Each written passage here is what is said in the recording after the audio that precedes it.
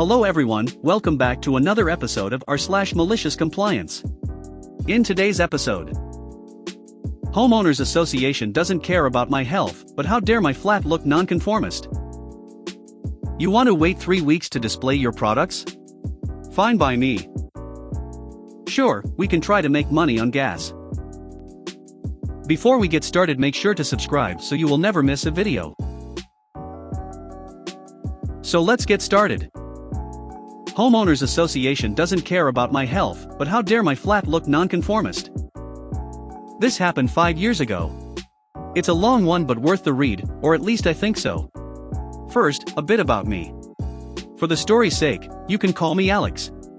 I was a 29-year-old male at the time. I'm generally very friendly and accommodating and try to avoid confrontation where possible, and always try to do things in a peaceful and patient manner. Now onto the backstory. I lived in a gated community comprised entirely of multiple blocks of small apartments. Every block of apartments looked exactly the same as the other blocks of apartments around it. They were a few floors high and I lived on the first floor. Clarification: I believe in America the first floor is the ground floor. Where I live, the ground floor is the ground floor, and the first floor is the one above the ground floor, or as Americans would call it, the second floor. So I lived one floor above the ground floor. The Homeowners Association/estate management were extremely strict about any infringements regarding things we weren't allowed to do, and would issue fines very quickly if you were in breach of the rules and didn't rectify it. For example, you were allowed to have furniture on your patio, but you weren't allowed to have any decor on your patio. I imagine it was because they wanted uniformity in the appearance of the blocks of flats. Also, no loud noise or music was allowed after 10 p.m. I personally agreed with the no loud noise thing. It was quite a peaceful community that frankly was very well managed, which is something I enjoyed about it. I didn't agree so much with the no decor thing. As a photographer and artist, personal expression is important to me, but I figured as long as I kept it tasteful and stylish and mostly out of visible sight, they hopefully wouldn't have an issue with it. I'm a big fan of vintage motorbikes and had a few tasteful, or at least I thought they were tasteful, metal posters with classic bikes like Triumph Bonnevilles, Indian Scouts, BSAs, Nortons, Ducatis etc. up on one of the walls of my patio. They were at such an angle that meant they weren't easily visible from the rest of the complex, so didn't think it would be an issue. Somehow it was still spotted by the estate manager. But more on this later. I also had a few pot plants on the ledge of my balcony. Clarification: plants in pots. Not marijuana. Again, we'll get to that later. You need to know about it for the rest of the story. My downstairs neighbor also used to smoke in her back garden. The ground floors had small gardens, and my balcony was directly above her garden. Her smoke would rise up and go through my open bedroom window, or the large sliding door on my patio, which was usually open in summer, and enter my flat. Since I don't smoke, this bothered me. The smell seeped into my furniture and bedding. Even my sleeping pillow smelled of smoke. I politely spoke to her in person about it, and she apologized for the inconvenience, but never stopped doing it. She was actually a very friendly lady. She was never horrible. I suppose she was nice enough to be friendly, but not nice enough to stop doing it. So I decided to take it a step further, and I emailed the manager of the gated community to ask if there was something that could be done. The following is the email transaction between myself and the manager, who I'll call Nicole. Good day. I stay in Unit 117 on the first floor, and my downstairs neighbor who lives on the ground floor, although being a very friendly old lady, has a nasty habit of smoking in her patio.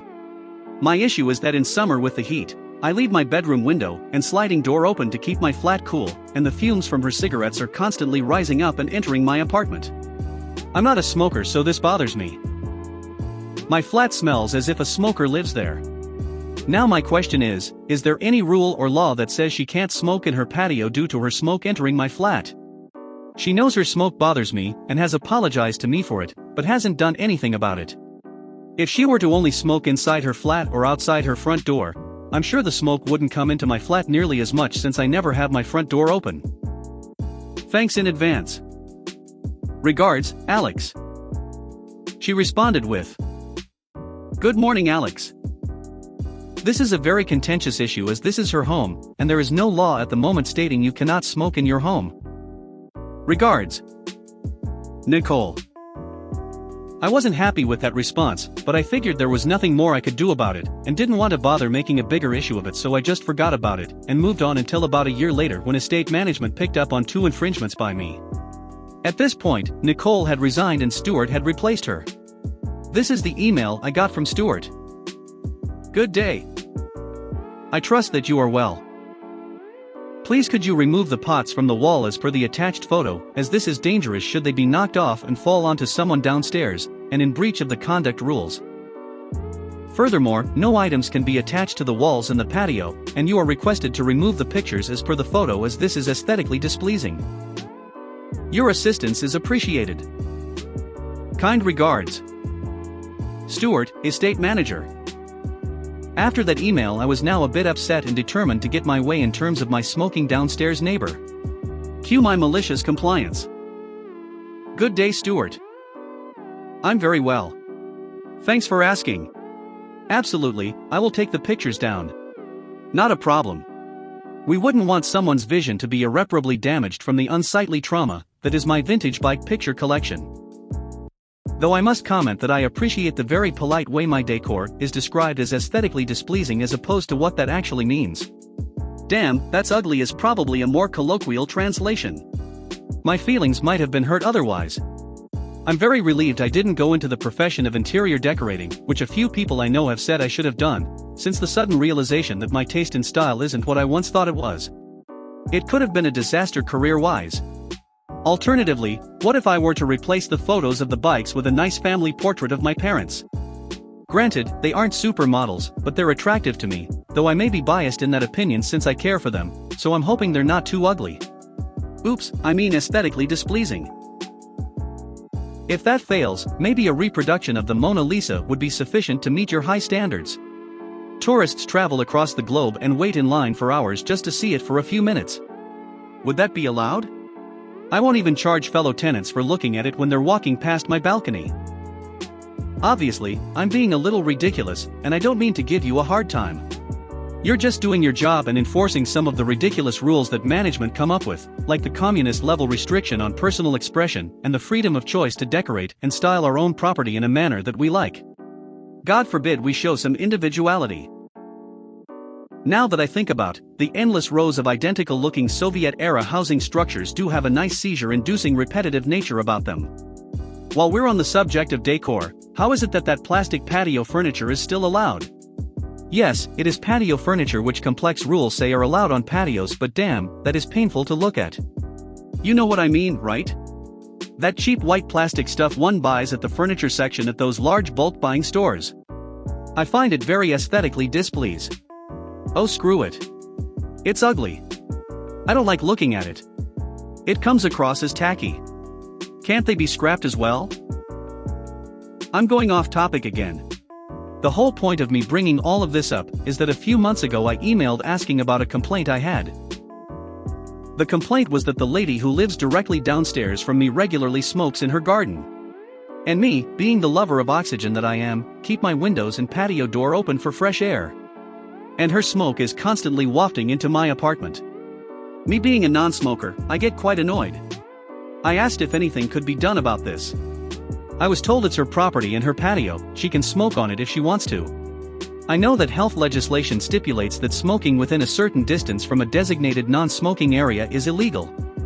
If it's good enough for public spaces, shouldn't I have that same right in my own house? Granted, I don't have designated non-smoking area signs in my flat, but I'm the only one who lives there, so I already know there's no smoking allowed. I made the rule. It would be silly to put them up inside. Should I put them up outside on my patio instead so others can see?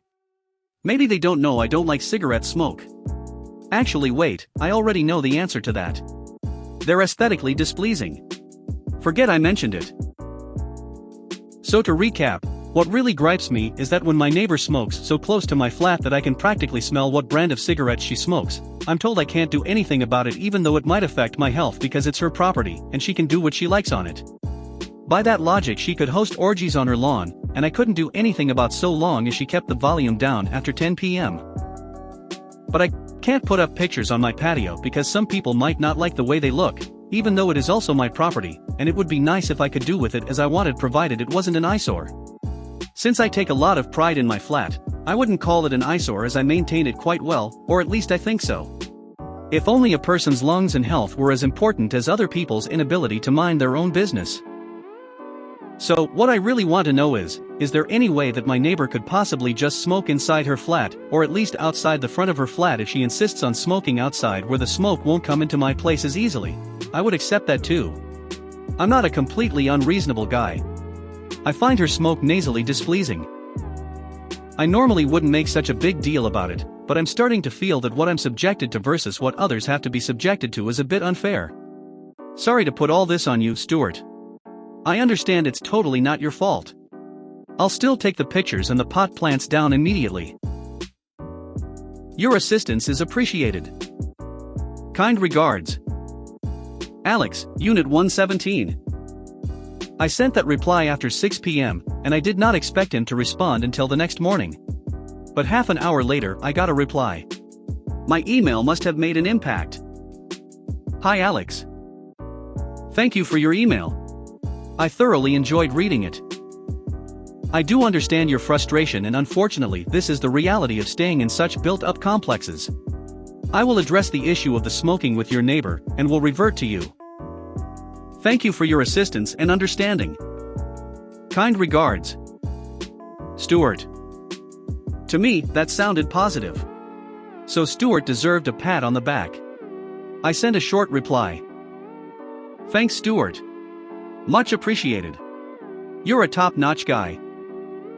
By now it was after 8 p.m., and I'm sure someone with a 9-to-5 desk job like Stuart should have been at home and clocked out, but he was still replying to me. Hi Alex. I have confirmed that smoking is only allowed inside the unit, or at least 5 m from a public place, such as your balcony. I will confirm the neighbor's unit number in the morning, unless you can advise offhand, and will address her on the smoking issue. Kind regards. Stuart. I was over the moon. I ran downstairs to see what her unit number was and ran back upstairs to reply. Stuart. You've gone from being a top-notch guy to being a legend. Thanks so much. Her unit is 107. I was worried the outcome wouldn't be great and would have to accidentally bump into my pots while taking my pictures down while she was conveniently smoking in just the right position. It would be a tragic accident, of course. // sorry, some smoke got into my lungs. Though that would be a lot of effort since I've already taken the plants and pictures down, and I would have to put them all up again to make the story sound believable to the police because they would no doubt interrogate me on suspected murder with a pot plant. And that's frankly too much effort. Luckily, I don't have to resort to that. Thanks again, Stuart. Your hard work has kept me out of prison. It's late. You can email her in the morning. Go home and have a beer. You've earned it, star. P.S. In all seriousness though, I'm totally kidding about the pot plant thing, and if the lady downstairs were to peg it in the near future it would be completely coincidental and nothing to do with me, and I'd appreciate it if you forgot you ever spoke to me. This would be terrible evidence against me in court. I mean, I dislike smokers but I wouldn't kill them. I'm not crazy. Regards, Alex. Sadly, that was the last I would hear from Stuart. Our correspondence stopped after that. I felt we had developed a bond, and it ended as quickly as it had begun. I only lived in that estate for another 2 years, and had no more issues with the downstairs neighbor or her cigarette smoke. I now live in the suburbs in a lovely house with my wife, and have no downstairs neighbors to complain about, and no Stuarts to tell me what I can and can't do. I will treasure our time together. I hope wherever he is, he has our email thread printed out and pinned on his office board above his desk, and thinks of me fondly whenever he looks at it. You want to wait 3 weeks to display your products? Fine by me. Disclaimer, I am on mobile, etc., etc. I worked for a very long time for a toy store. I then moved out of state and found another toy store to work at and was the assistant manager there as well. I thought the atmosphere would be the same. I was very wrong. It was a cool place to work. I loved interacting with the kids and working customer service. Aside from the occasional Karen, all was good. Now once we got a huge shipment, and a lot of it was cute little dolls that are quite expensive and hail from France. The display was super cute, but it was one of those easy assembly cardboard contraptions that was supposed to be held together by these push-pin rivets. No big deal. I built a lot of toys and displays in my time. I start organizing everything and notice the baggie of rivets is missing. Again, no big deal, I am a flexible person and was taught to keep pushing no matter what, so I found the world's smallest zip ties that we had on hand and noticed they were the same size as the little holes and would work perfectly. Now, all would have been fine except Big Boss Tim, name changed, was very particular about how he wants his stores to look and be organized, nitpicky. He so happened to be in the store that night, and he told me to contact the doll people, and let them know I needed this O&E set of very small pieces, and not to build this display until we had those to keep the look of the display. I tried telling him that I had had previous experience from my other toy store with this particular company, and while they were great at shipping things out, sometimes their displays took forever to ship out. However, he cut me off and told me to just wait for the part and don't build it until it comes in, okay? So I said okay. Many co-workers came up to me and asked why there was all this new product sitting back there, and I told them what happened, and they studiously ignored the dolls as they too had just about had enough of Tim's nitpicking. Thing is, without this display we did not have the room for this new product. The purpose of the display was to have a freestanding area that would be available to display these beautiful little angels. Otherwise, they had absolutely no place to be put. I tried asking him again the following week, when he came in for 2 minutes to drop off something, if I should just build the display because the dolls were not out and thus causing us to lose out on sales, but again I was cut off and told to just wait without letting me finish my sentence. He then left as he was in a hurry. A couple more days go by and he finally has time to stop by and look around, and he asks how the dolls have been selling as he did not see them out. Have we sold out? I proceeded to lead him back to the stockroom and show him the area I had so beautifully arranged for all of the precious little dolls, as well as a very detailed note with contact dates for the company regarding the rivets. Tim, so you haven't put them out? Me, Tim, you said not to build the display without the rivets. I tried showing you my alternative, but you said to just wait for them, and so we are still waiting. Tim, but they need to sell. These are new. Me, without the display we just don't have the space. I suppose I could take something else off the floor and put them out if you want. Tim, build the display with the zip ties. Once the rivets get here we can just replace them. Note, this is exactly what I had recommended before. So, I did as I was told and finally sold many of the cute little dolls, but definitely not as many as could have been sold earlier. Tim was very upset as he did not like being wrong and hated when anyone stood up to his ridiculous requests or offered any suggestions. He soon learned that I kind of knew what I was talking about, but I did end up quitting shortly after because he was just a pill to work for, and he never took any of my suggestions, still running Windows 99, and no hopes for an update anytime soon, last I heard. As a person outside of his payroll he's a cool dude, but working for him is just a whole other can of beans. Sure, we can try to make money on gas. This really wasn't a gas war, but the convenience store I managed was in the country a couple miles from one that was right off the freeway. They dictated the price, and it didn't really matter what my prices were, but I had to keep my price even or a couple cents lower than them to keep customers walking into my store. A little background. I was the grocery department manager in a large supermarket for this company. I got offered the job at this convenience store because my bosses knew I was getting antsy. At the time the company only owned 4 supermarkets, and they told me that they weren't looking to open any others. In the next 2 years they opened 4 more supermarkets. In other words, this was my shot at managing a store, plus it was a couple miles from where I grew up. I was hesitant about taking the job, but whenever they offered you a promotion, you took it because if you didn't, you would never be offered one again. Moving from a large supermarket and ordering product by the pallet to a small store and ordering it by the half case was a lot to take in and get used to. Eventually, I was finding my footing by hit or miss, learn from my mistakes. One thing I had to learn about gas pricing was how willing people were to travel miles to save a cent or two on a gallon of gas. Even my own dad, who lived 2 miles from me, wouldn't get gas at my store if I was higher. I had to keep a constant watch on the other gas station to make sure my prices were in line with theirs. I did this mostly by driving by there when I took deposits into town. Most of the time I was keeping my price 1 penny below theirs. My store's owner didn't like this though. I kept convincing him that keeping my price in tune with the other stations was important to the rest of the store. Eventually he started lecturing me about how much the gas storage tanks had cost, how much the pumps had cost, and how much the lighting had cost. He ordered me to keep the price 2 cents higher than the other station. Okay, I tried, but what could I do? He just didn't realize that he needed to keep level with the other station in order to sell the profitable items that were inside the store. From then on, I made sure my price was 2 cents higher, but I was also going to keep track of my sales over the coming months. I let it go on all summer, the summer of despair.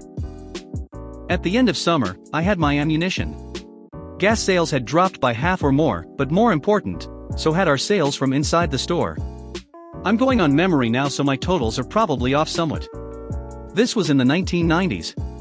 The total sales for the store were probably down $20,000 to $25,000, and the profit he made by selling gas 2 cents higher were maybe a couple $100. So, he spent $25,000 in order to make $200. In September, I went in with my information and explained it all out to him, and he relented. He allowed me to stay at the same price as the other station. Once I did that, the business came back. Not enough to save that gloomy summer though. If you made it to the end of the video, thanks for watching. Don't forget to like, subscribe and share, and we will see you in the next video.